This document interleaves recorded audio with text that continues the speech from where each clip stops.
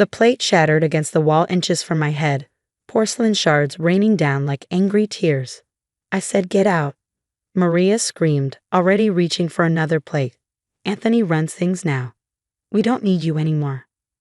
I stood my ground, watching my stepmother's face contort with rage. Behind her, my stepbrother Anthony smirked, already wearing the chef's coat that had belonged to my father. It had been his pride and joy for 30 years. Now it hung loose on Anthony's shoulders, the name Marcos stitched in faded gold thread across the pocket.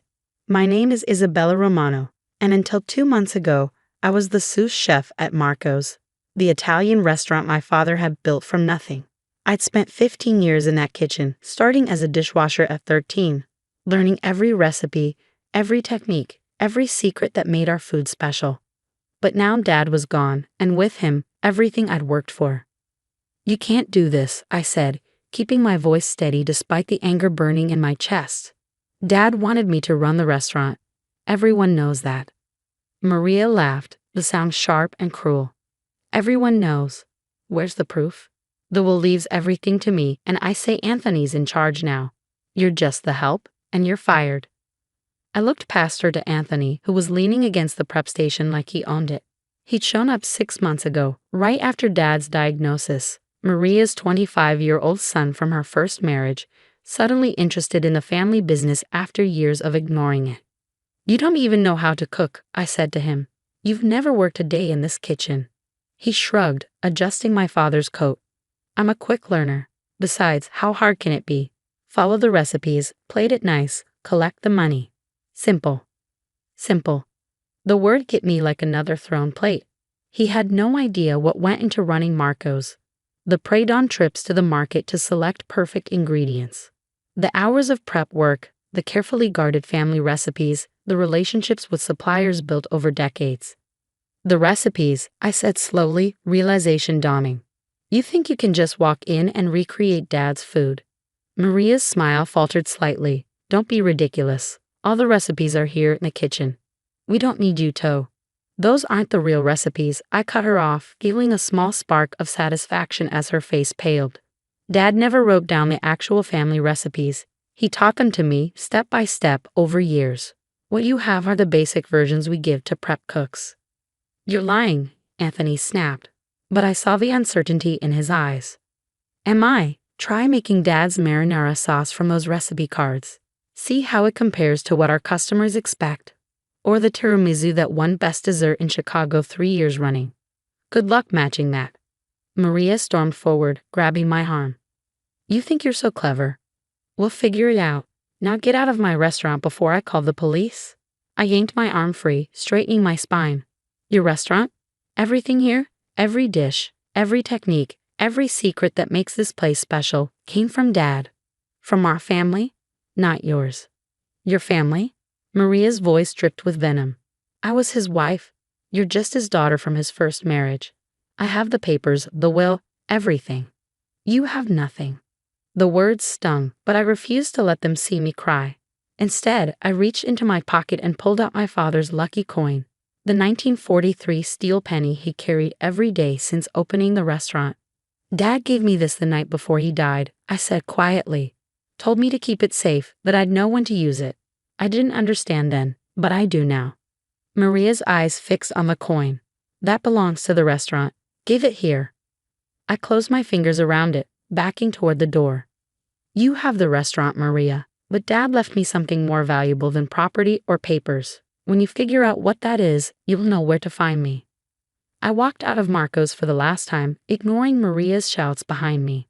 The late afternoon sun painted the Chicago streets gold, the same color as the thread on my father's chef's coat. Tears finally came as I reached my car, but I wiped them away quickly. Dad had taught me more than recipes. He taught me patience, persistence, and planning. Most importantly, he taught me that sometimes you have to lose everything to come back stronger. I started the engine, watching Anthony and Maria argue through the restaurant's front window. They thought they'd won, that they'd taken everything from me, but Dad's last lesson was still to come, and they had no idea what was heading their way. 3 months after being thrown out of Marco's, I stood in my tiny apartment kitchen, perfecting the last details. The marinara sauce simmered on the stove, its aroma bringing back memories of countless mornings beside my father, learning the exact moment to add each ingredient. My phone buzzed. A text from Nina, my best friend who'd been a waitress at Marco's for a decade before Maria fired her too. It's bad, Bella. Really bad. They lost the Rossini wedding booking. I wasn't surprised. The Rossini family had been loyal customers for 20 years, celebrating every milestone at Marco's. But according to Nana's regular updates, the restaurant was hemorrhaging longtime patrons. Anthony's simplified versions of Dad's recipes weren't fooling anyone. Another text, Maria's desperate. She's trying to hire her way out of it. Third chef this month. I smiled, stirring the sauce. Let them scramble. The timing was perfect.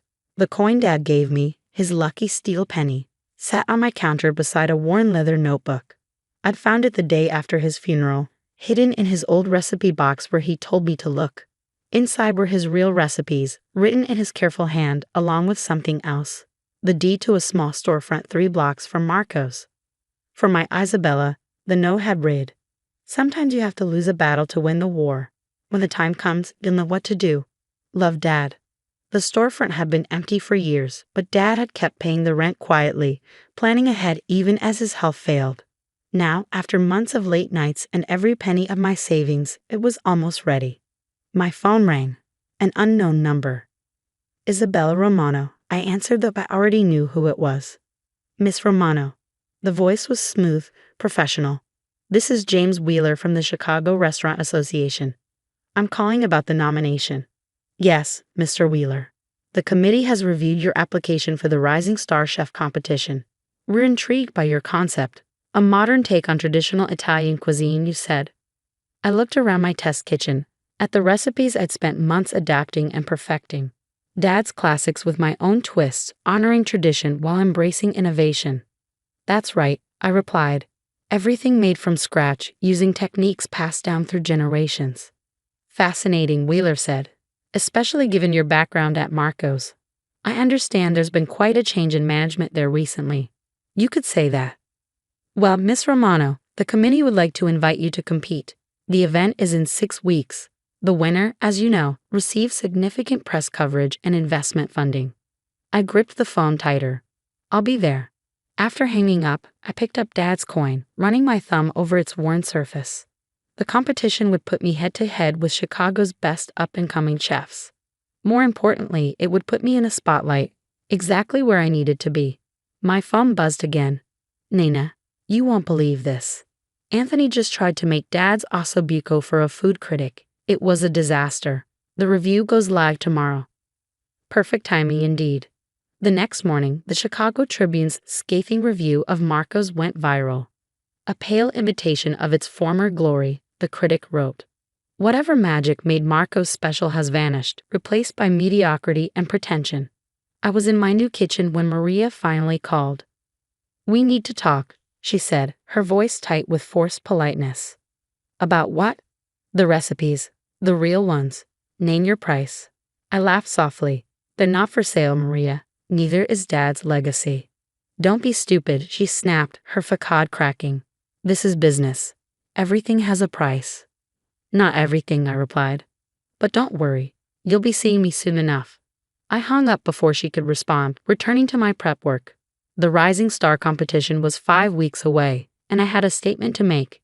In his notebook on the last page, Dad had written something that I now understood. "Success is the best revenge, but timing is everything. Wait until they're desperate, then show them what they threw away." The night of the Rising Star competition arrived. Chicago's culinary elite packed into the grand ballroom of the Palmer House. 8 chef stations lined the walls, mine positioned directly across from the judges' table. I tied on my apron, simple black cotton, no flashy logos or names. Just the steel penny, now fashioned into a pin, catching a light. "Chef Romano." A judge approached my station. "Your menu concept is interesting. Reimagined Italian classics." I nodded, arranging my ingredients. "My father's recipes adapted for modern tastes." "Your father?" His eyes widened with recognition. "Marco Romano." Before I could answer, a commotion erupted at the entrance. Maria and Anthony burst in, her face flushed with anger. "She can't compete," Maria shouted, pointing at me. Those are our recipes, our property. The room fell silent. Head Judge Wheeler stepped forward, frowning. Mrs. Romano, this is a private event. If you have concerns. I have proof, Maria interrupted, waving a folder. Documents showing I own all rights to Marco's recipes and techniques. I continued prepping, letting her make a scene. Everything was going exactly as planned. Mrs. Romano, Wheeler said firmly, this competition judges original interpretations of classical cuisine. Chef Isabella's menu, while inspired by her father's work, consists of her own creations. Let them stay, I called out, not looking up from my station. Let them watch. Wheeler hesitated, then nodded. Security escorted Maria and Anthony to seats near the judge's table. Over the next 2 hours, I cooked with a focus I'd inherited from my father. Each dish was a tribute and a transformation. His marinara sauce lightened with roasted cherry tomatoes. His ossobuco reimagined with short ribs and modern plating. When I presented my final course, tiramisu deconstructed into elegant components, I heard gasps from the judges. Even Maria had fallen silent. This is, Wheeler took another bite, closing his eyes. It's Marco's tiramisu, but elevated. Familiar yet completely new. I smiled, touching the penny on my apron. My father taught me that tradition isn't about freezing the past. It's about carrying it forward. The judges conferred briefly. Wheeler stood. Ladies and gentlemen, we have our winner, Chef Isabella Romano. The applause was thunderous. As cameras flashed, I saw Maria and Anthony slip toward the exit. But I wasn't done. Thank you, I said into the microphone. 3 months ago, I lost my place in my father's kitchen. But he left me something more valuable than a restaurant. He left me his knowledge, his techniques, and his dream of evolution. I turned to face the crowd. That's why I'm proud to announce the opening of Nuovo Marco's. Not a replacement for the original, but a continuation of his legacy. A place where tradition meets innovation, where the past guides us into the future. The room erupted again. Restaurant critics mobbed me with questions about the opening date. Investors pressed cards into my hands. Later that night, alone in my new restaurant space, I raised a glass to Dad's photo. You planned this all along, didn't you? I whispered. Knew they'd push me out, knew I'd need to make my own way. The next morning, Nina sent one final update. Maria had listed Marco's for sale. Without the real recipes, without the soul that Dad had infused into every dish, they couldn't keep it alive. 6 months later, Nuovo Marco's opened to rave reviews. The line stretched around the block, old customers mixing with new fans. The steel penny hung above the door, watching over a packed dining room where tradition and innovation danced on every plate. Maria and Anthony disappeared from Chicago's restaurant scene. Last I heard, they'd moved to Florida to try their luck there. But their failure wasn't my victory, my success was. Dad's notebook sits in my office now, its pages annotated with my own notes and adaptations. Sometimes late at night, I imagine him watching me in the kitchen, smiling as I teach my own staff the proper way to make marinara sauce. Not exactly the way he taught me, but close enough that his legacy lives on. And in the end, that's what he wanted all along, not for me to preserve the past, but to carry it forward into the future. Every night before service, I touch the steel penny above the door and whisper, Grazie, Papa. Thank you for teaching me that the greatest revenge isn't destroying what others build, it's building something better of your own. That's a lesson worth more than any recipe,